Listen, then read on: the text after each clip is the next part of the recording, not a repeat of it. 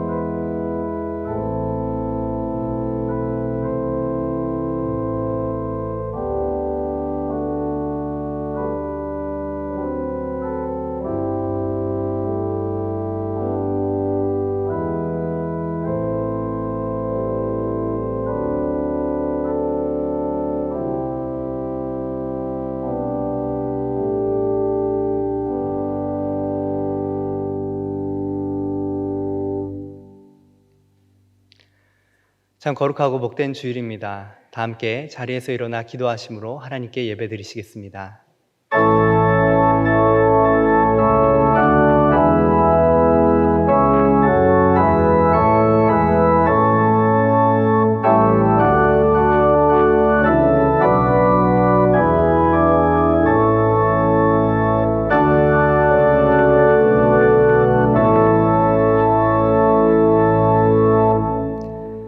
하늘에서는 주 외에 누가 내게 있으리요? 땅에서는 주밖에 내가 사모할 이 없나이다. 내 육체와 마음은 쇠약하나 하나님은 내 마음의 반석이시요 영원한 분깃이시라. 하나님은 영이시니 예배하는 자가 영과 진리로 예배할지니라. 아멘. 나는 전능하신 아버지 하나님, 전지의 창조주를 믿습니다. 나는 그의 유일하신 아들, 우리 주 예수 그리스도를 믿습니다. 그는 성령으로 잉태되어 동정녀 마리아에게서 나시고 본디오 빌라도에게 고난을 받아 십자가에 못 박혀 죽으시고 장사된 지 사흘 만에 죽은 자 가운데서 다시 살아나셨으며 하늘에 오르시어 전능하신 아버지 하나님 우편에 앉아 계시다가 거기로부터 살아있는 자와 죽은 자를 심판하러 오십니다. 나는 성령을 믿으며 거룩한 공교회와 성도의 교제와 죄를 용서받는 것과 몸의 부활과 영생을 믿습니다. 아멘. 모두 자리에 앉으셔서 찬송가 10장으로 하나님을 찬양하겠습니다.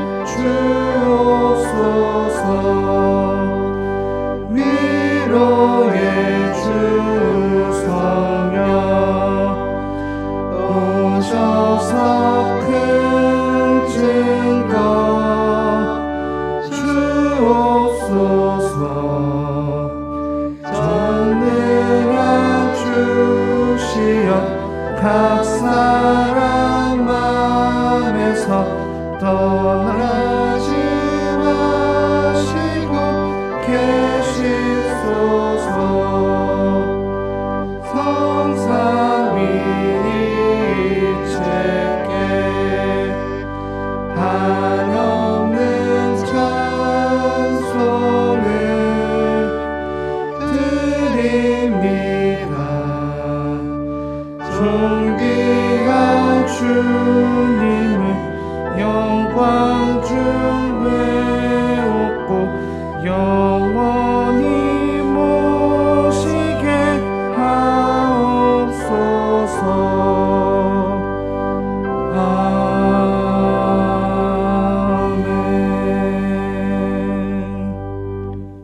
사랑의 하나님 아버지, 사순절 네 번째 주일을 맞이하고 있습니다. 하나님께서 택하시고 택한 자를 구원하기 위해 예수께서 십자가를 지시고 성령께서 택한 자들에게 생명을 주심을 찬양하고 감사를 드립니다. 복음의 핵심, 즉 사순절의 핵심은 십자가와 부활임을, 목자를 통해 우리도 자기 십자가를 져야 함을, 자기를 내려놓아야 함을 배웠습니다. 그러나 하나님 앞에 배웠지만 삶으로 살아내지 못하고 있는 아픔과 죄송함에 자기를 성찰하고 회개하오니 용서하여 주옵소서. 2020년 사순절은 코로나 사태로 인해 참으로 교회적으로 힘든 시간을 지내고 있습니다. 그러나 각자의 성숙한 자기 관리를 통해 그리스도의 죽음과 부활이 나의 죽음과 부활로 나타나 섬김과 사랑과 희생의 신앙의 성숙을 이루는 사순절이 되게 하여 주옵소서. 하나님의 빛이 우리 믿는 자들에게 이미 왔고 하나님의 영광이 우리 위에 임하셨다고 말씀하셨기에 지금 각 교회와 가정에 일어나 빛을 발하라가 나타나게 하여 주시옵소서. 세상 속에 구속사를 펼쳐가시는 하나님, 코로나 감염병으로 인해 공동체로 지체들과 함께 예배당에서 예배드리지 못한 지가 오늘로서 4주째로 접어들었습니다. 각 가정에 집이 있어야 하는 것처럼 생명생 공동체의 집인 이 교회당에서 함께 예배드린다는 것이 얼마나 소중한지, 그 은혜가 얼마나 큰지, 지체 간의 교제가 얼마나 귀한지 깨닫게 해 주셔서 감사합니다. 이 교회당에서 공동체로 예배드릴 날이 하루속히 오기를 기다려봅니다. 다시금 대예배로 모일 때에는 그동안 자신을 새롭게 점검하고 코로나 사태 이전 예배와는 다른 하나님을 찾는 절절한 마음과 더 온전한 교회 되어져서 드리는 예배가 되기를 결단하게 하옵소서. 또한 코로나 사태가 교회에 주는 교훈을 되새겨 우리 교회가 바르게 복음으로 가르쳤던 하나님의 본질에 더 집중하게 하여 주옵소서. 주께서 교회에 주신 대사명인 선십과 킹십, 전도와 훈련에 더 집중하여 생명을 살리는 교회 되게 하옵시고, 더불어 사회적인 책무를 잘 감당하게 하옵소서. 감염 환자들을 위로와 치료의 은혜를 베푸시고, 코로나 바이러스와 싸우는 의료진, 검역당국, 방역당국과 봉사자들에게 힘을 주시고, 국민 각자가 마스크 쓰기, 손 씻기, 사회적 거리두기 등 생활 방역에 힘써서 하루빨리 사회가 안정되고 일상생활로 돌아갈 수 있게 해 주시옵소서. 또한 눈에 보이지 않는 코로나 바이러스로 인해 증시가 폭락하는 등을 비롯해서 국민의 경제적인 삶이 막다른 골목으로 내몰리고 있습니다. 정부의 경기부양책이 소상공인, 자영업 등 꼭 필요한 곳으로 흘러가게 하시고, 특별히 이로 인해 수입과 일자리를 잃은 고통받고 있는 사회적 약자들에게 힘과 일어설 수 있는 능력을 주시옵소서. 성전 문지방 밑에서 흘러나오는 물이 사해바다를 살리고 그 물이 도달하는 곳마다 생물들이 살아나는 놀라운 역사를 이사야 선지자가 보았던 것처럼 오늘 목자를 통해 선포되는 말씀이 각 가정으로 흘러들어 가정이 살아나는 역사가 있게 해 주시옵소서. 이 모든 말씀 예수 그리스도의 이름으로 기도드리옵나이다. 아멘.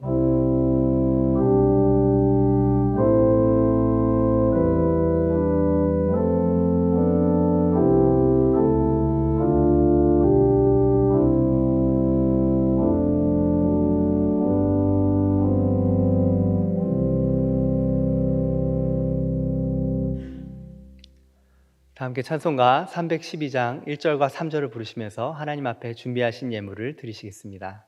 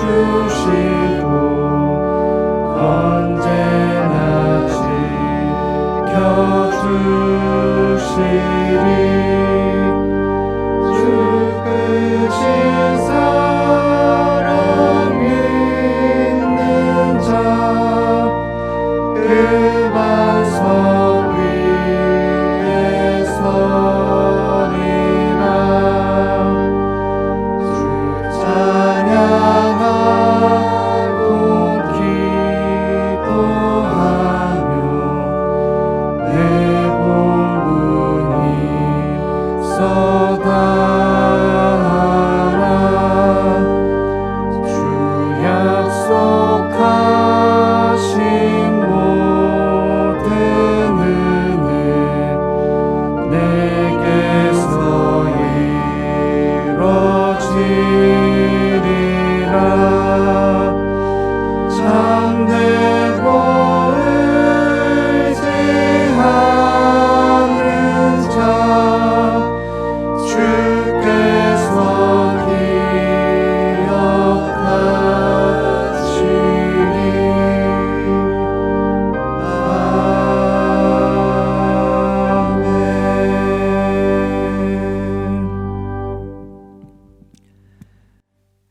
영과 진리로 예배하는 자를 찾으시는 하나님 아버지, 오늘도 온 세계가 또 수많은 주님의 몸된 교회, 주의 종들이 주님 앞에 함께 모여 예배하지 못하며 각 가정에서 예배드리는 이 상황 가운데 우리의 몸과 마음과 정성을 담아 주 앞으로 나아갑니다. 하나님, 모여 예배하기 어려운 이 시기에 우리 각자가 주님의 성전임을 기억하게 하시며 각 가정이 주님의 성전임을 다시 한번 기억하여 각자 서 있는 모든 현장이 하나님을 예배하고 주님을 영화롭게 하는 그러한 예배의 처소가 되게 하여 주시옵소서. 내가 어디를 가든지 내가 너와 함께 있어 너를 지키며 너에게 약속한 모든 것을 다 이루기까지 너를 떠나지 않겠다고 약속하신 그 주님의 약속이 우리와 함께 있음을 믿습니다. 오늘도 주님 앞에 나아올 때 빈손으로 나오지 아니하고 우리의 마음과 정성을 담아 이 예물을 주 앞에 올려드립니다. 이 예물을 흠양하여 주시고 이 예물이 쓰여지는 곳마다 하나님의 나라가 이루어지고 주님을 향한 예배가 회복되며 모든 약한 자들, 주님의 은혜와 도우심을 필요로 하는 이들이 주의 사랑과 은혜를 경험하고 하나님의 살리심과 회복하심과 치유하심을 경험하게 하여 주시옵소서. 오늘의 예배를 주 앞에 온전히 올려드립니다.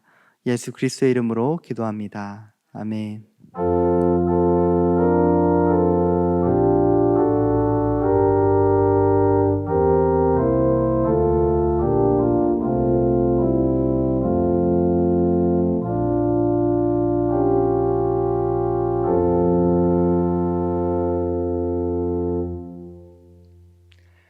각 가정에서 마음을 다해 하나님을 예배하고 또한 주님을 찬양하기 위해 모이신 모든 성도님들 한 분 한 분을 주님의 이름으로 환영하고 축복합니다. 함께 교회 소식 나누겠습니다. 사순절과 고난주간 안내입니다. 오늘은 사순절 4번째 주일입니다. 말씀 묵상과 기도에 집중하는 구별됨을 가지시기 바랍니다. 이웃 섬김과 구별됨을 위한 문화 금식, 한 끼 금식을 권장합니다. 금식 헌금은 코로나19 위기 극복을 위해 기부할 예정입니다. 금식 헌금, 온라인 헌금은 주보를 참조해 주시기 바랍니다. 코로나19 바이러스 종식될 때까지 교회 예방 활동은 교인의 안전을 지키기 위한 조치이므로 일부 불편하시더라도 적극 협조해 주시기를 간곡히 부탁드립니다. 코로나19 바이러스 극복을 위한 작은 사랑 실천 운동 안내입니다. 이번 주 주보에 2차 목회 서신을 드립니다. 참고해 주시기 바랍니다. 마스크 한 장 기부, 작은 사랑 실천 운동을 전개합니다. 교회 입구 마스크 기부 항아리에 한 장씩 기부해 주시면 장애인 단체, 취약계층, 거동이 불편한 어르신, 그 외에 필요한 곳에 기부하도록 하겠습니다. 예배 재개 시기 여부는 코로나19 사태를 면밀히 점검하면서 주 단위로 매주 금요일 오후에 공지하겠습니다. 생명샘교회 코로나19 치유와 회복을 위한 3차 기도문으로 릴레이 기도에 동참해 주시기를 부탁드립니다. 기도문은 진 카톡방, 교회 홈페이지 자료실, 교회 밴드에서 보실 수 있습니다. 교인 동정입니다. 최승혁, 손옥경 집사님 가정에서 장례 담례 하셨습니다. 기타 교회 소식은 주보를 참조해 주시기 바랍니다. 오늘 우리에게 주시는 하나님의 말씀은 신약성경 누가복음 6장 12절로부터 16절 말씀입니다. 이때 예수께서 기도하시러 산으로 가사 밤이 새도록 하나님께 기도하시고 밝음에 그 제자들을 부르사 그 중에서 12를 택하여 사도라 칭하셨으니 곧 베드로라고도 이름을 주신 시몬과 그의 동생 안드레와 야고보와 요한과 빌립과 바돌로메와 마테와 도마와 알페오의 아들 야고보와 셀롯이라는 시몬과 야고보의 아들 유다와 예수를 파는 자들 가롯 유다라. 아멘. 하나님께서 이 말씀을 통해 은혜 주시기를 원합니다. 샬롬. 사랑하는 우리 생명샘교회 성도 여러분, 다들 평안하신가요? 참 지난 한 주간도 특별히 어려운 소식이 들려오지 않고 다들 잘 지내주셔서 너무너무 고맙고 감사합니다. 교회를 가까이 두고도 오지 못하는 성도님들의 마음이 얼마나 애가 타십니까? 그러면서 우리가 함께 했던 예배가 얼마나 소중했었는지 다시 한번 예전에 미처 몰랐는데 뼈저리게 느끼고 있습니다. 교회와 함께 신앙생활 한다고 하는 것이 우리에게 얼마나 기쁨이고 큰 은혜인지, 또 교회와 함께 신앙생활을 하지 못할 때 우리 심령이 얼마나 들어야 하는지를 또 한번 느끼게 됩니다. 그러나 기도하고 있으니 이제 머지않아 함께 예배할 수 있을 것입니다. 그때까지 조금 더 기도하시면서 기다려주시면 참 감사하겠습니다. 우리는 지난 시간에 안식일의 의미에 대해서 나누어 보았습니다. 그 핵심은 우리 안식일에 하나님께서 오셔서 동참하는 것이 아니라 하나님이 거룩하게 여기시고 복되게 여기신 그날 6일 동안 세상을 창조하시고 일곱째 날 안식을 하셨는데 그 일곱째 날은 여호와의 안식일이다 이렇게 말씀하셨습니다. 다시 말해서 우리가 하나님의 안식일에 참여해서 구원받은 하나님의 백성, 그 정체성을 확인하는 동시에 하나님의 거룩한 명령에 순종하는 행동이 바로 안식일의 의미인 것입니다. 안식일에 참여한다고 하는 것은 모든 창조의 역사를 인정한다는 것이고 하나님이 창조주이십니다. 그 창조주가 나의 하나님입니다. 나는 그 창조주의 백성입니다. 그런 뜻입니다. 하나님의 영광에 참여해서 모든 혜택을 누리는 날, 그것이 바로 안식일의 의미인 것입니다. 우리가 지켜드리는 것이 아니라 우리가 하나님이 예비하신 모든 혜택을 누리는 날, 그것이 바로 안식일의 의미인 것이죠. 그러니까 그날에 들어오는 자는 하나님이 책임지시겠다라고 하는 것이 안식일의 의미입니다. 또 안식일의 정신은 자비입니다. 주일을 예배하고 주일을 지나면서 내가 얻은 자비를 가지고 앞으로 6일 동안 자비를 흘려보내는 것이 바로 안식일의 의미입니다. 예수님이 마태복음 7장 12장 7절부터 8절에 말씀하셨습니다. 나는 자비를 원하고 제사를 원하지 아니하노니 너희가 이것을 알았더라면 무죄한 자를 정죄하지 아니하였으리라. 인자는 안식일의 주인이다. 이렇게 주님은 말씀하셨습니다. 그러니까요, 주일날 자비를 얻었으니 너도 6일 동안 은혜 받은 자로 자비를 흘려보내라. 이것이 바로 안식일의 의미인 것입니다. 우리가 지금까지 주일을 지키는 것에서만 초점을 두었다면 앞으로는 주일을 지키는 자로서 안식일을 지키는 자로서 어떻게 살아야 되는지 그 의미를 보여주는 것이 바로 안식일의 의미인 것입니다. 이 안식일의 자비의 정신이 가장 가깝게는 가정에서부터 흘러가야 될 것입니다. 이것이 바로 하나님은 하나님의 일을 하는 것이고 우리는 우리의 일을 하는 것입니다. 자, 오늘 본문 내용은 예수님의 12제자를 부르시는 내용입니다.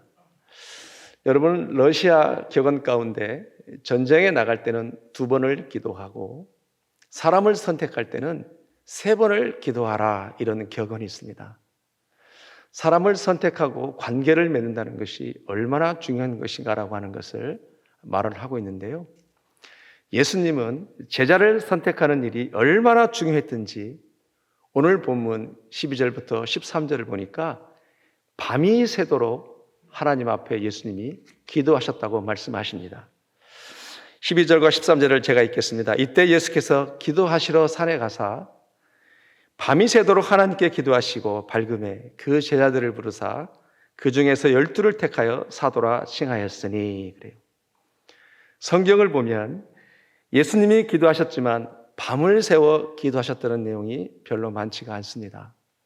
그러나 유독 제자를 선택하는 이 과정 중에는 우리 예수님은 밤이 새도록 하나님 앞에 기도하셨습니다. 예수님이 제자들을 선택하실 때 이렇게까지 밤을 새워 기도하신 것은 앞으로 인류 전체에 큰 영향을 끼치는 일이기 때문에 그렇습니다. 오늘 본문 12절에 시작하면서 이때 그랬는데, 이때라고 하는 것은 언제냐면요, 예수님의 공생의 사역이 더 깊어지면 깊어질수록 예수님은 환난의 시간들을 더 겪게 됩니다. 유대 지도자들은 예수님의 교훈과 가르침에 대해 점점 그들이 감당할 수 없게 되니까 이제는 예수님을 죽이려고 의논을 했다고 합니다. 마태복음 12장 14절을 같이 합니다. 시작. 바리새인들이 나가서 어떻게 하여 예수를 죽일까 의논하거늘. 아멘. 이런 상황에서 다음 사명을 이어갈, 세상에 구원이 되도록 복음 사역에 힘쓸 사람이 예수님은 필요했던 것입니다. 예수님은 이 땅에 죽으려 오셨기 때문에 언제든지 죽을 수 있었고, 또 그런 각오를 가지고 있는 상황에서 예수님의 다음 사명을 이어갈 사람이 너무도 필요했기 때문에 예수님은 그렇게 밤이 새도록 간절히 하나님 앞에 기도할 수밖에 없는 상황입니다. 자, 그러면 예수님이 제자를 선택하는 이 기도의 말씀을 통해서 우리에게 주시는 교훈이 뭐냐는 거예요. 첫 번째로 예수님이 기도하시는 이유는 분별하기 위해서 그렇습니다. 여러분, 오늘 본문 다시 한번 12절과 13절을 보면 그렇습니다. 이때 예수께서 기도하시러 산으로 가사 밤이 새도록 하나님께 기도하시고 날이 밝음에 그 제자들을 부르사 그 중에서 12를 택하여 사도로 칭하였으니, 그래요. 분별한다고 하는 것은 예수님의 제자가 12명만 있었던 것이 아니라 무리로 있었습니다. 그 많은 무리 가운데, 특별히 제자들 가운데 12사도를 선택해야 되는 것입니다. 그래서 기도를 통해서 하나님 아버지와 성령님과 상의한 것이죠. 왜냐하면 기도는 지혜를 얻는 것이기 때문에 그렇습니다. 우리가 기도를 통해서 지혜를 얻는 것입니다. 지식을 통해서, 지식은 교육을 통해서 얻을 수 있지만 지혜는 이로부터 얻는 것이기 때문에 그렇습니다. 특별히 우리가 기도할 때 하나님은 야고보서 1장 5절 말씀에 하나님께서 지혜를 주신다고 말씀하십니다. 우리 야고보서 1장 5절 말씀 같이 합니다. 시작. 너희 중에 누구든지 지혜가 부족하거든 모든 사람에게 후히 주시고 꾸짖지 아니하시는 하나님께 구하라. 그리하면 주시리라. 아멘. 즉 기도는 지혜입니다. 그리고 그 지혜는 분별력이에요. 바르게 분별을 해야 올바르게 선택할 수 있다, 그 얘기입니다. 그러니까 사람을 분별할 때, 그리고 때를 분별할 때, 장소를 분별하고 하나님의 뜻을 분별하는 것은 굉장히 중요한 거예요. 사랑하는 우리 생명생교회 성도 여러분, 지금은 분별할 때입니다. 믿습니까? 예수님께서 분별하기 위해서 기도하셨던 것처럼 우리도 기도를 통해서 분별할 때입니다. 우리들의 지금 상황은 코로나19로 전 세계에 주시는 하나님의 메시지가 무엇이냐라는 거예요. 그것을 분별해야 할 때입니다. 창조주가 되시고 역사를 주관하시는 하나님께서 이 상황들을 통해서 분명히 우리에게 말씀하시고자 하는 뜻과 목적이 있을 텐데요. 각 나라와 민족과 백성과 방언에게, 그리고 교회와 가정과 우리 한 사람 한 사람에게 우리 하나님께서 우리에게 주시고자 하는 그 메시지, 그 음성이 있다라는 거예요. 따라서 우리 주님이 사람을 선택하는데, 제자를 선택하는데 밤이 새도록 기도했던 것처럼 이 시대를 분별하기 위해서는, 주님의 음성을 듣기 위해서는 우리는 기도할 때입니다. 요즘 방송을 보면 주식 용어인데요, 서킷 브레이크라고 하는 용어를 자주 접하게 될 것입니다. 서킷 브레이크는 주식 시장에서 주식이 갑자기 급등한다거나 아니면 또 급락할 때 일시 정지하는 제도입니다. 그러니까 전문적으로 말하면은 전기 회로에서 과열된 회로가 차단되주는 장치가 서킷 브레이커예요. 우리나라 말로 말하면 숨고르기, 그런 뜻입니다. 그러니까 잠시 멈춘다, 그런 뜻이에요. 하나님 나라 구속사를 주관하신 하나님이 지금 전 세계를 흩으시고 우리로 잠시 모든 것을 멈추게 하는 그 하나님의 뜻이 뭐냐라는 것이죠. 여러분, 하나님의 메시지는 명확하고도 분명한 하나님의 메시지가 있을 터인데 이것을 어떻게 분별할 거냐라는 것입니다. 기도를 통해서 지혜를 얻고 그 지혜가 분별하신다라는 거예요. 다니엘은 기도하는 가운데 지혜를 얻고 하나님을 찬양했습니다. 다니엘서 2장 20절부터 21절 말씀은 이렇습니다. 다니엘이 말하여 이르되 영원부터 영원까지 하나님의 이름을 찬송할 것은 지혜와 능력이 그에게 있음이로다 그래요. 그는 때와 계절을 바꾸시며 왕들을 폐하시고 왕들을 세우시며 지혜자에게 지혜를 주시고 총명한 자에게 지식을 주시는도다. 아멘. 결국 기도라는 것입니다. 여러분이 잘 아시는 헨리 나우에는 이 분별력을 이렇게 정의했습니다. 분별은 일상생활에서 하나님께서 어떻게 일하시고 어떻게 역사하신지를 아는 통찰이고 그 통찰을 알 수 있는 그 방법은 영성 훈련을 통해서 분별할 수 있다. 그는 이렇게 말을 했습니다. 뿐만 아니라 우리 인생 가운데 하나님이 어떻게 역사하신지를 특별히 분별하고 뜻을 분별하시는 것이 중요하다. 이렇게 말을 했습니다. 즉 영성 훈련을 통해서 기도를 통해서 올바른 분별력이 올바른 선택을 할 수 있다라는 이야기인 것입니다. 사랑하는 우리 생명샘교회 성도 여러분, 시대를 분별하기 위해서는 기도해야 된다는 것입니다. 우리 생명샘교회가 지금 아침 저녁으로 10시에 다 같이 모여서 기도로 만나고 있습니다. 처음에는 이 기도를 통해서 우리가 기도하는 내용은 뭐였냐면 오직 하나님의 긍휼을 의지하고 긍휼을 베풀어 달라고 기도했었습니다. 그러나 함께 그 시간을 정해놓고 알림종을 정해놓고 기도를 하다 보니까 더 나아가서는 하나님의 뜻을 묻게 되고 하나님의 목적을 이루어 달라고 기도를 하게 됩니다.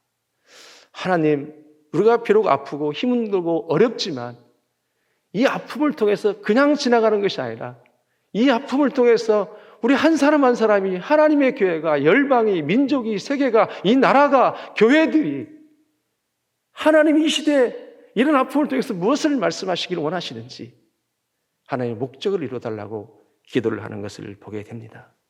바로 이것이 분별이라는 것입니다. 그래서 저는 오늘 이 설교를 통해서 여러분에게 도전합니다. 우리는 그동안 기도하는 제목들이 우리의 필요와 또 우리의 만족과 우리의 기도 응답을 위해서만 기도했다라면 이제는 그 하나님 나라 구속사를 위해서 기도 제목을 정해놓고 특별히 시간을 정해놓고 계속해서 기도해야 되겠구나 그런 마음을 갖게 되었습니다. 그리고 기도는 자기의 명철을 의지하지 않는 것이고 기도는 하나님의 지도를 받는 것입니다. 그래서 잠언 3장 5절부터 6절은 말씀하십니다. 같이 합니다. 시작. 너는 마음을 다하여 여호와를 신뢰하고 내 명철을 의지하지 말라. 너는 범사에 그를 인정하라. 그리하면 내 길을 지도하시리라. 아멘. 기도는 우리의 명철을 의지하지 않는 것이고 기도는 범사에 하나님을 인정하는 것이고 기도는 우리의 길을 지도하신다 성경은 말씀하고 있습니다. 즉 기도는 지혜이고 분별력이라는 거예요. 그렇게 우리 사랑하는 생명샘교회 성도 여러분, 이 지나가는 시간들을 막연하게 기다리는 것이 아니라 정말로 우리의 가정에 또 나의 삶을 돌아보고 우리의 신앙생활 앞으로 어떻게 해야 될 것인지 하나님이 뭘 원하시는지 기도를 통해서 통찰을 얻고 분별하고 나가는 우리 모든 생명샘교회 교우 되시기를 주의 이름으로 축복합니다. 두 번째로 예수님의 기도를 통해서 얻을 수 있는 교훈이 무엇인가예요? 내내 12절 말씀인데요. 이때 예수께서 기도하시러 산으로 가사 밤이 새도록 하나님께 기도하시고 그래요. 여러분, 기도하시러 산으로 가사 그랬는데요. 이 말씀은 사람이 없는 곳으로 홀로 예수님이 기도하셨다 그런 의미입니다. 예수님은 공성회를 시작하기 전에 40일 동안 금식 기도를 하셨고 그리고 사역하시는 내내 늘 기도의 삶을 살았다라고 성경에서는 말씀하고 있습니다. 특별히 마가복음 1장 35절에서 예수님은 새벽 미명에 날이 밝기 전에 한적한 곳에 가서 기도하셨다라고 말씀하고 있습니다. 마가복음 6장 46절에서도 말씀하시기를 무리를 작별하신 후에 기도하러 산으로 가셨다 말씀하십니다. 누가복음 9장 18절에서 말씀하십니다. 예수께서 따로 기도하실 때에 그래요. 예수님의 기도는 어쩌다 한번 기도가 아니라 늘상을 굳이 여러분 늘 사역 내내 예수님은 기도했던 것을 볼 수가 있습니다. 그렇다면 지금부터 말씀이 중요한데 여러분, 예수님은 왜 이렇게 기도하셨냐라는 거예요. 무엇 때문에 그토록 우리 예수님은 때때로 시간을 구별해서 기도하셨을까요? 그것은 기도와 실제의 삶을 일치하기 위해서 우리 예수님은 기도하신 거예요. 기도하신 대로, 기도한 대로 사시고 사신 대로 기도하셨어요. 그러니까요, 기도한 대로 사시기 위해서 기도하셨다 그 얘기예요. 기도와 삶이 일치되기 위해서 스스로 끊임없이 기도하신 거예요. 여러분, 우리 안에 오해가 있을 수 있습니다.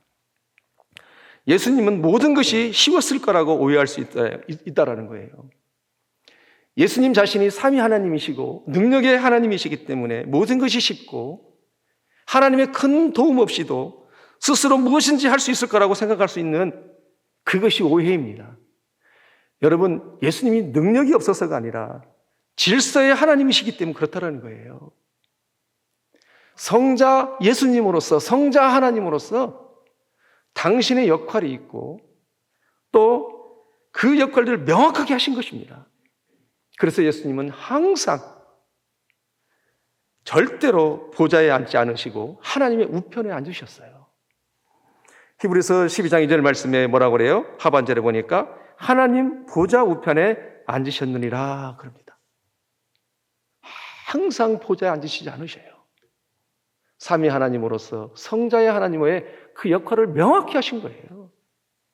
그리고 히브리서 10장 12절은 이렇게 말합니다. 함께 합니다. 시작. 오직 그리스도는 죄를 위하여 한 영원한 제사를 드리시고 하나님 우편에 앉으사. 그래요. 빌립보서 2장 6절도 말씀하십니다. 그는 근본 하나님의 본체이시나 하나님과 동등됨을 취할 것으로 여기지 아니하시고. 그래요. 무슨 말씀이에요? 예수님은 항상 아버지 하나님 안에서 하나님의 뜻대로 살았다라는 거예요. 하나님 안에서, 아버지 안에서 하나님의 뜻대로 하나님 앞에 기도한 대로 사시기 위해서 또 기도하셨다라는 거예요. 예수님은 참 하나님이시지만 참 인간이셨어요.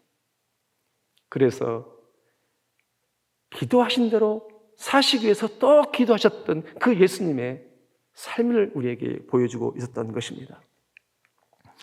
요한의 기록을 보면 요한복음 5장 19절에서는 말씀하시는데요. 아버지께서 행하시는 그것을 아들도 그것을 행한다고 말씀하셔요. 우리 한번 같이 읽어볼까요? 시작. 그러므로 예수께서 그들에게 이르시되 내가 진실로 진실로 너에게 이르노니 아들이 아버지께서 하시는 일을 보지 않고는 아무것도 스스로 할 수 없나니 아버지께서 행하시는 그것을 아들도 그와 같이 행하느니라. 하나님 안에서 아무것도 스스로 하지 않으셨어요. 하나님이 하신 대로 그 아들도 행하시길 원했던 거예요. 그래서 왜 기도했느냐? 주님이 하나님 나라 구속사를 위해서, 하나님의 이름을 위해서, 하나님의 영광을 위해서 주님이 기도했다라면 그 기도한 대로 사시기 위해서 또 기도하신 그런 삶을 우리에게 보여줬다라는 거예요. 그래서 예수님의 삶은 어땠어요? 그 삶이 기도하신 대로 사셨기 때문에 그 삶에 권위가 있었고 그 삶이 능력이 있었고 기도한 대로 사셨기 때문에 역경이 와도 나가서 뚫고 주님의 사역을 감당할 수 있었다는 거예요. 사랑하는 성도 여러분, 우리의 기도는 과연 어떠했을까요? 우리는 지금까지 무엇인가 응답을 받고 기도 제목이 이루어져야 하기 때문에 기도한 것은 아니었는지 모르겠습니다. 어쩌면 하나님의 뜻만을 위해서 기도했는지 모르겠어요. 물론 하나님의 뜻을 위해서 기도해야 됩니다. 하나님의 뜻을 위해서 기도하지만 그러나 그 하나님의 뜻 뜻 못지않게 더 중요한 기도는 예수님이 우리에게 뭘 보이셨어요? 우리도 기도한 대로 살기 위해서 우리도 기도해야 된다는 거예요. 우리는 어쩌면 우리의 필요를 위해서 우리가 기도한 제목들을 이루기 위해서 하나님 앞에 열심히 기도했지만 내가 기도한 대로 살기 위해서 기도하지 않았던 그런 삶이 아니었는지 모르겠습니다. 우리는 하나님 앞에 기도할 때, 예배당에서 예배할 때 고백하기를 이렇게 고백합니다. 하나님 감사하다고. 하나님 앞에 영광 돌리겠다고. 하나님 나를 용서해 준 것이 너무 감사해서 나도 누군가를 용서하며 살겠다라고 기도합니다. 그러나 나가서는 어떻게 살아요? 정말 그러지 못할 때가 참 많습니다. 그러니까 힘이 없는 거예요. 그러니까 우리가 하나님 앞에 고백한 대로, 은혜 받은 대로 살기 위해서 우리가 기도한다는 것이 이토록 중요하다는 거예요. 여러분, 코로나19를 통해서 우리가 어떤 도전을 주는 거예요? 정말 우리가 그동안의 삶이 크리스찬으로서, 하나님의 사람으로서, 믿음의 사람으로서 내가 기도한 대로 살기 위해서 내가 기도했는가? 만약에 그렇게 했다면 우리는 코로나19가 과연 있었을까? 그런 생각을 감히 해보는 것입니다. 우리는 하나님 앞에 감사하다고 해놓고 돌아서는 여전히 불평불만합니다. 이렇게 일치하지 않으니까 힘이 없는 거예요. 그러나 예수님은 하나님의 아들임에도 불구하고 기도하신 대로 사시기 위해서 기도하셨고 사신 대로 기도하셨다는 거예요. 그래서 홀로 무리들과 헤어져서 끊임없이 기도한 대로 사시기 위해서, 하나님의 뜻대로 살기 위해서 그렇게 시간을 구별했던 것을 볼 수가 있다는 것입니다. 사랑하는 우리 생명생교회 성도 여러분, 우리는 이제 기도가 달라져야 됩니다. 정말 달라져야 됩니다. 무엇을 얻기 위해서 기도하는 것이 아니라 기도한 대로 살기 위해서 기도해야 되는 것입니다. 역사를 주관하시는 하나님이 왜 이런 시간을 주셨는지, 서킷 브레이크, 순 고르기, 우리는 하나님 앞에 정직하게 물어야 됩니다. 지금은 기도할 때입니다.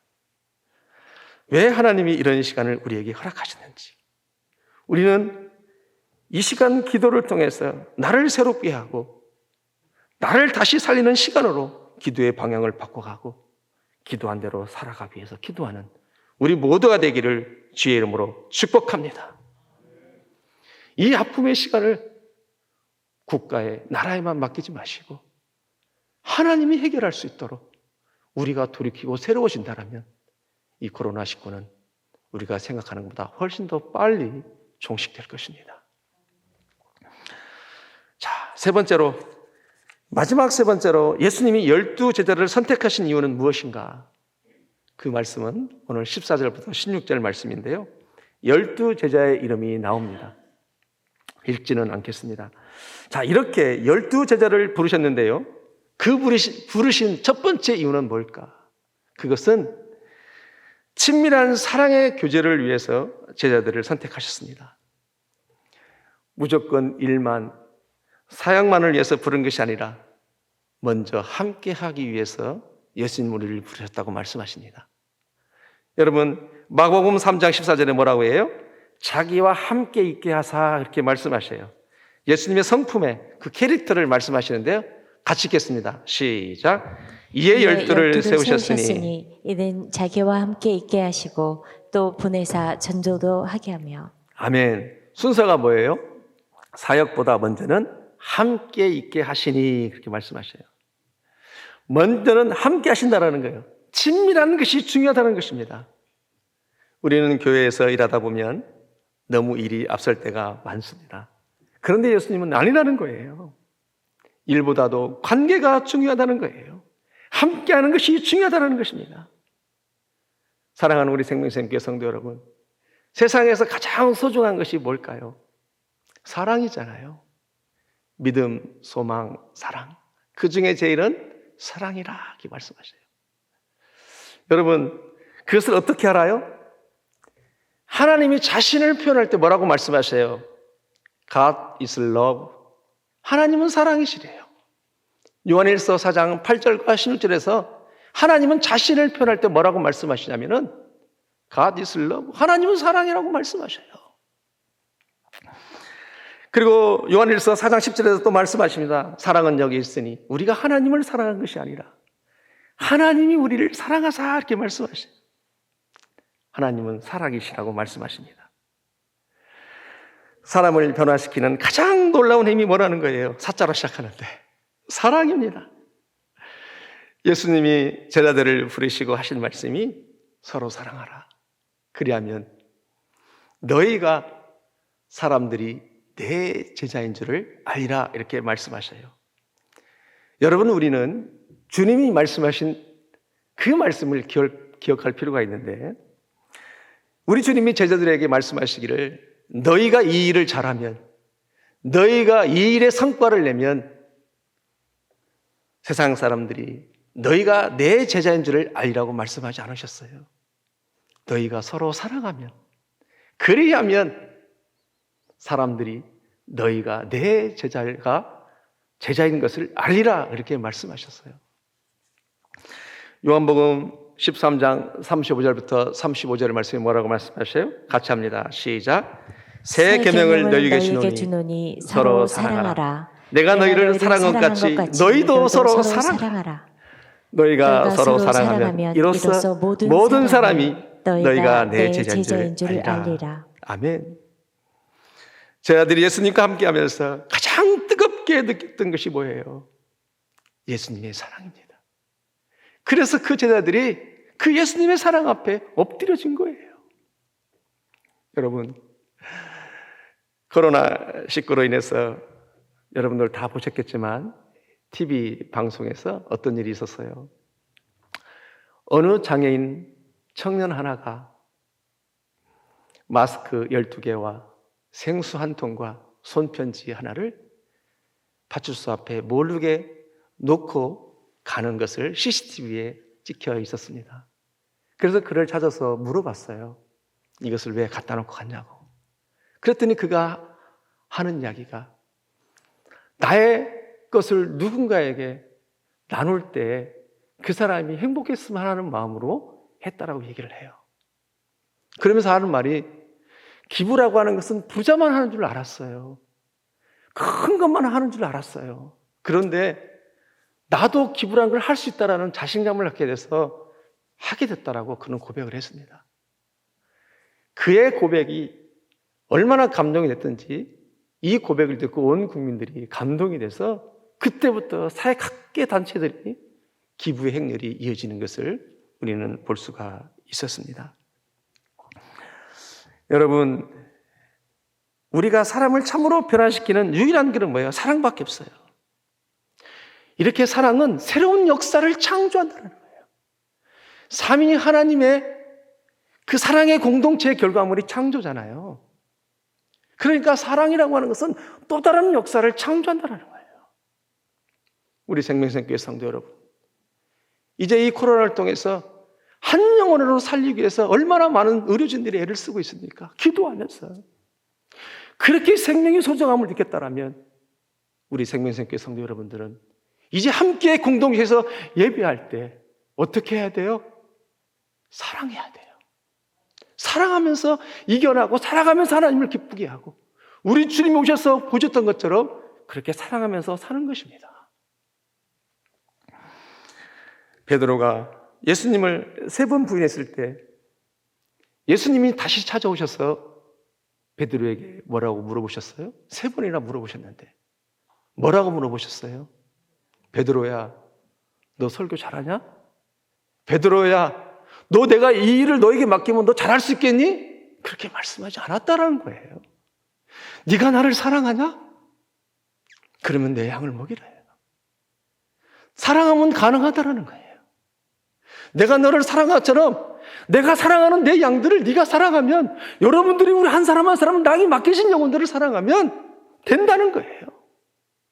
오늘 우리 같이 한번 읽겠습니다. 요한복음 21장 15절 말씀 같이 합니다. 시작. 그들이 조반 먹은 후에 예수께서 시몬 그들에게 이르시되 요한의 아들 시몬아, 내가 이 사람들보다 나를 더 사랑하느냐 하시니 이르되 주님 그러하나이다.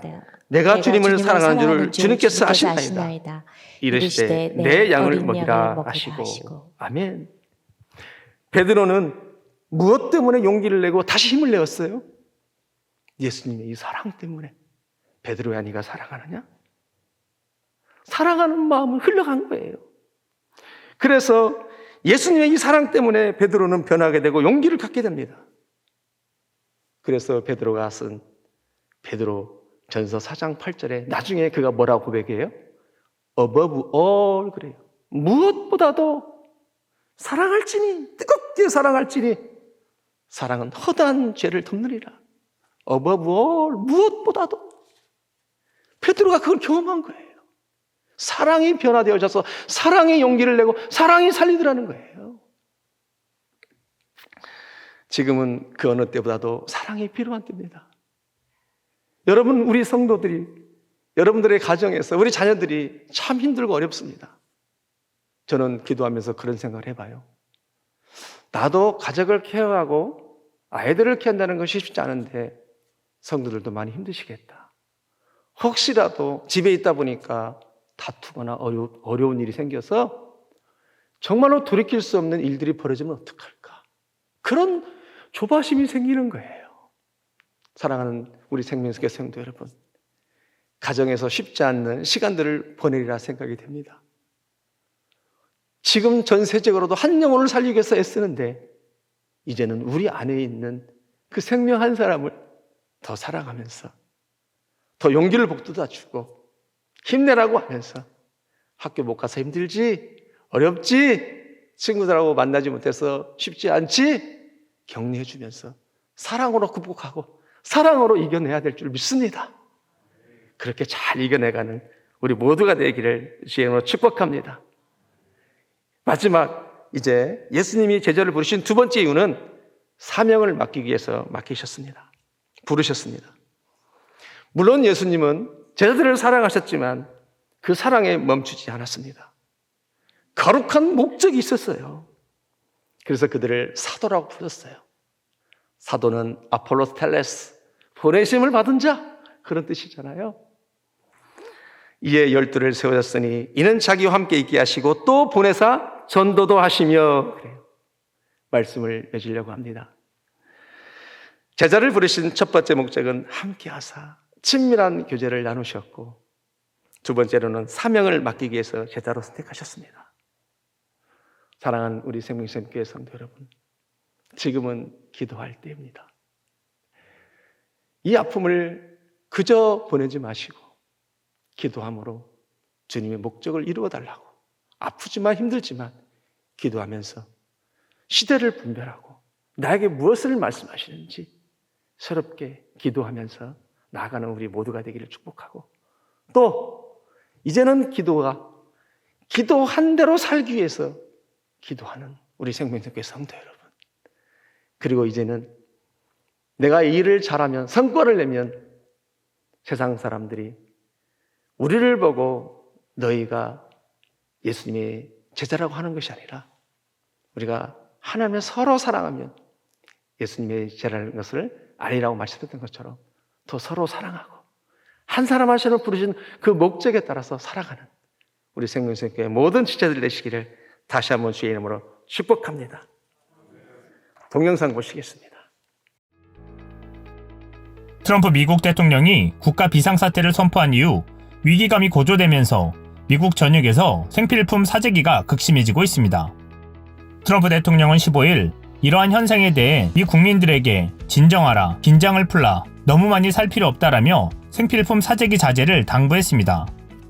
트럼프 대통령은 미 국민이 보통 사는 것에 3배에서 5배의 물품을 구매하고 있다면서 누구도 생필품을 비축할 필요는 없다라며 우리는 잘하고 있다, 다 지나갈 것이라고 말했습니다. 그러면서 트럼프 대통령은 이날 유통업계 최고 경영자들과의 전화회의를 통해 미국인들이 불안하지 않도록 마트 진열대에 생필품이 쌓여있을 수 있게 신경 써달라고 요청했습니다. 미국 최대 유통기업인 월마트는 미국의 사재기로 인해 재고가 빠르게 소진되면서 24시간 운영에서 오전 6시부터 오후 11시까지 단축 운영하기로 했습니다. 다코나 스미스 월마트 부사장은 전례 없던 상황이 벌어지고 있다면서 영업시간 단축을 통해서 부족한 상품을 확보할 수 있을 것이라고 말했습니다. 한국인들은 이와 똑같은 위기를 미국보다 조금 먼저 겪으면서도 사재기는 볼 수 없었지만 미국인들은 이러한 전례 없던 상황에 많이 당황해하는 모습입니다. 그러는 와중에 미국 뉴스에 소개된 한국발 영상 하나가 미국인들을 부끄럽게 만들고 있습니다. 이 영상에는 위기 상황에 맞서 팔을 걷어붙이고 돕기에 나선 한국인들의 모습이 담겨 있습니다. 이에 외국 네티즌들이 놀라운 반응을 보이고 있는 상황입니다. 이 영상은 미국 ABC 뉴스가 지난 14일 유튜브에 자가격리된 사람들에게 음식물 박스를 배달하는 한국인 자원봉사자들이라는 제목으로 올린 영상으로 경기도 자원봉사센터가 지역 내에 있는 자가격리자 집에 음식을 배달하는 모습을 찍은 것입니다. 영상 내용에는 청소년 자원봉사자들이 마스크를 쓰고 묵묵히 음식들을 분리해서 박스에 넣고 자가격리하고 있는 분들의 집까지 배달하는 모습이 담겨져 있습니다. 최대한 조심스럽게 전달하는 모습으로 격리자와의 대면 접촉을 피하는 동시에 자가격리된 분들의 존재를 이웃들에게 알리지 않기 위한 배려심이 영상에 고스란히 담겼습니다. 박스에는 약 82달러 정도의 음식이 담겨 있으며 사골곰탕, 포도주스, 삼계탕, 라면 등과 같은 일회용 먹거리인 인스턴트 음식들 뿐만 아니라 사과와 배, 고구마, 홍삼, 서리태 등 지역 특산품이 들어 있었습니다. 1,500개에서 2,000개의 박스가 경기도에, 대구 지역에는 15,000개의 박스를 자원봉사자들이 배달한다고 전하며 비용은 경기도가 부담한다고 전했습니다. 이를 본 외국의 네티즌들은 뜨거운 반응을 보이고 있습니다. 우리와 이들의 차이점은 이들이 서로를 돕고 있는 동안 우리는 화장지를 두고 싸우고 있었던 것이라는 반성의 댓글과 함께 한국은 항상 위대한 국민들과 국가를 가지고 있어 왔다. 이게 바로 우리 미국이 배워야 할 점이죠. 라는 댓글들이 있었습니다. 또한 이런 사람들이 있다니 정말 놀랍네요. 우리 미국인들은 한국인들로부터 배워야 합니다. 이건 정말 전 세계적으로 기준이 되어야 할 수준의 세심함이다. 다른 나라도 이 정도만 했으면 좋겠다. 내가 한국인이었으면 좋겠다. 위기에 대처하는 한국인의 모습에서 우리도 배워야 한다라는 댓글도 있었습니다. 마지막으로 이 영상을 보니 내 가슴이 뭉클하고 눈에 눈물이 난다. 최고의 인간적 친절함이라는 댓글과 함께 한국은 역사적으로 국난을 극복하기 위해 뭉쳤던 나라다. 위대한 기술과 친절한 마음씨를 가진 머리 좋은 민족이라는 댓글도 눈에 띄었습니다. 사랑스러운 나라, 바로 우리의 대한민국에 전 세계가 감동하고 있습니다. 어려움은 함께 이겨내는 것입니다. 누가 하나님의 사랑을 손에 담아서 펼 것인가? 하나님은 보고 계실 것입니다. 우리는 사랑에 빚은 자고 사랑받은 자입니다. 앞으로는 더 많이 사랑을 흘려보내고 예수님을 닮아가고 또 사랑으로 극복하는 우리 생명선교 성도 여러분, 여러분들 참 잘하고 계셔요. 우리 좀 더 힘을 내서 기도하시고 함께 뜨겁게 이 다음 이곳에서 더 예배해요. 고맙습니다. 이 시간 함께 우리 하나님 앞에 찬양하시겠습니다. 가서 제자 삼으라. 지금의 시간은 가족을 먼저 제자화하는 그런 시간입니다. 찬양하시겠습니다.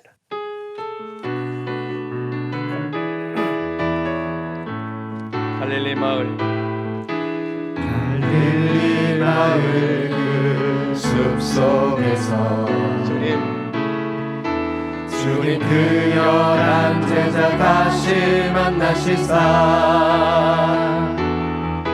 마지막 그들에게 말씀하시기를 너희들은 가라, 너희들은 가라 저 세상으로. 아멘.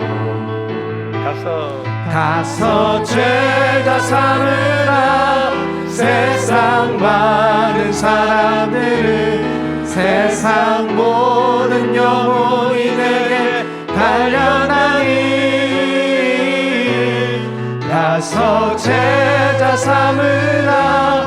나의 길을 가르치라. 내가 너희와 항상 함께 하리라. 갈릴리 마을 그 숲속에서 주님 그 열한 제자 다시 만나시사 마지막 그들에게 말씀하시기를 너희들은 가라, 너희들은 가라져 세상 가서 제자 삼으라. 가서 제자 삼으라. 세상 많은 사람들을 세상 모든 영혼이 내게 달려나니 가서 제자 삼으라. 나의 길을 가르치라. 내가 너희와 항상 함께 하리라. 가서 제자 삼으라. 가서 제자 삼으라. 세상 많은 사람들을 세상 모든 영혼이 내게 달려나니 가서 제자 삼으라. 나의 길을 가르치라. 내가 너희와 항상 함께 하리라. 기도하시겠습니다. 하나님 아버지, 참 고맙고 감사합니다. 비파와 수금을 통해서도 하나님을 찬양했던 것처럼 하나님 어려운 때에 모든 시스템을 통해서라도 하나님 앞에 예배할 수 있도록 하나님의 교회를 도우시고 성령님을 만나 주셔서 너무너무 고맙고 감사합니다. 아버지 하나님, 오늘 귀한 하나님의 생명의 말씀을 통해서 지금은 기도할 때라고 말씀하고 있습니다. 우리 성도들 있는 곳에서 다시 한번 기도를 힘을 내고 정직하게 우리 하나님 앞에 돌아볼 수 있는 놀라운 시간 될 수 있도록 도와주시옵소서. 이제는 기도할 때 내가 기도한 대로 살기 위해서 또 기도할 수 있는 예수님의 모델을 바라보는 우리 모두가 되게 하옵시고, 이제는 더 많이 사랑하고 뜨겁게 사랑하고 무엇보다도 뜨겁게 사랑할 때 허다한 죄를 덮는다고 했사오니 하나님, 우리 생명수의 모든 성도들이 그렇게 하게 하여 주시옵소서. 이제는 우리를 위하여 기도하시는 우리 주님 예수 그리스도의 은혜와 우리가 기도한 대로 살기를 기대하시는 하나님 아버지의 크고 놀라우신 사랑하심과 친절한 사랑의 교제를 통하여 사명을 감당하도록 도우시는 성령님의 교통하심이 오늘을 제자로 살기로 결단하는 생명교회 모든 성도와 그리고 가정에서 예배하는 모든 하나님의 성도들 머리머리에 열방에 흩어져 선교하는 하나님의 선교사 한 사람 한 사람 머리머리에 이제로부터 영원까지 함께 없으시기를 간절히 축원하옵나이다. 아멘.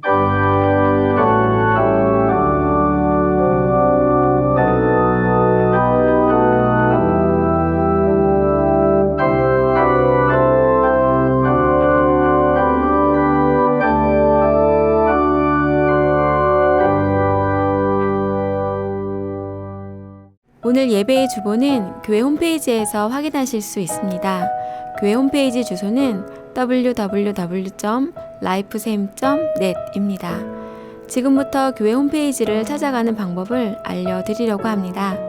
먼저 인터넷 창에 생명샘 교회라고 입력하시고 교회 홈페이지로 들어가시면 다음과 같은 화면을 보실 수 있습니다. 화면과 같이 오른쪽 위 생명샘 나눔터 위에 마우스를 올리시면 다음과 같은 화면이 나옵니다. 그러면 지금 보시는 가이드 화면처럼 생명샘 주보를 클릭하시면 됩니다. 가장 최근의 주보가 제일 왼쪽 상단에 올라오게 됩니다. 날짜를 확인하시어 클릭하시면 오늘자 주보를 확인하실 수 있습니다. 도움이 되셨는지요? 오늘 하루도 주님의 은혜 가운데 아름다운 교제를 나누는 하루 되시기를 주님의 이름으로 기원합니다.